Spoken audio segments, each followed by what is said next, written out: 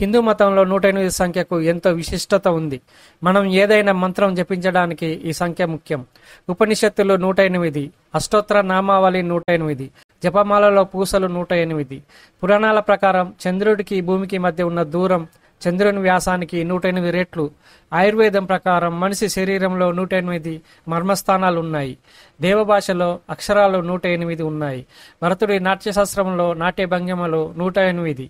దేవాలయానికి 108 ప్రదక్షిణలు చేయటం శ్రేష్టమని శాస్త్రాలు చెబుతున్నాయి.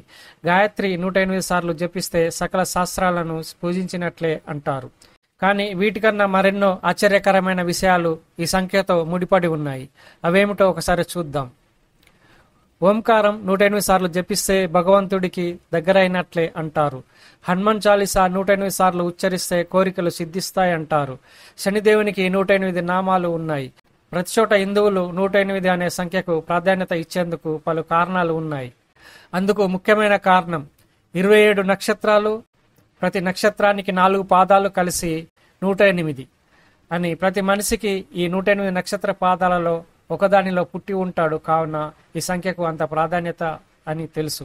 ఖగోళ పరంగా 108 నంబర్కు ఏ విధంగా అంటే, సూర్యునికి భూమికి ఉన్న దూరం 149.6 మిలియన్ కిలోమీటర్లు. ఈ దూరాన్ని సూర్యుని చుట్టుకొలత 13,91,000 కిలోమీటర్లతో భాగిస్తే వచ్చే సంఖ్య రమారమి 108. అలాగే చంద్రునికి భూమికి ఉన్న దూరం 38 లక్షల కిలోమీటర్లు.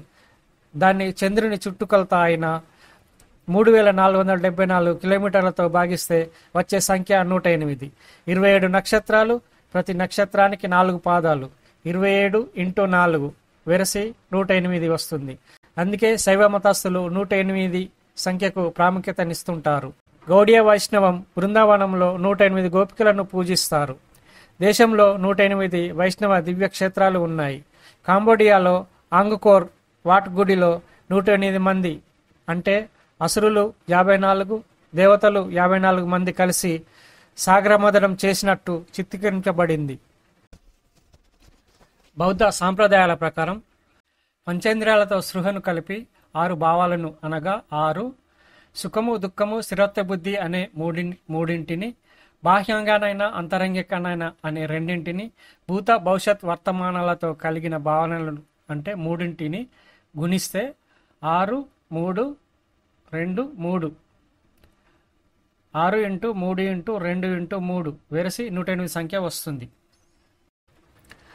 అలాగే జపమాలలో 108 పూసలు. శాస్త్రం ప్రకారం ఒక వ్యక్తి ఒక రోజులో అంటే 24 గంటల్లో 21,600 సార్లు శ్వాస తీసుకుంటారు. అంటే 12 గంటల్లో 10,800 సార్లు శ్వాస తీసుకుంటాడని లెక్క. ఈ లెక్క ప్రకారం మనిషి దేవుడిని తలుసుకునేటప్పుడు 10,800 సార్లు చేయడం కష్టం. కాబట్టి చివరి 2 సున్నాలు తీసివేసి 108ను ప్రామాణికంగా ఉంచారని కొంతమంది పెద్దలు చెప్తుంటారు.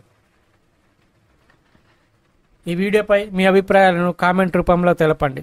జై హింద్.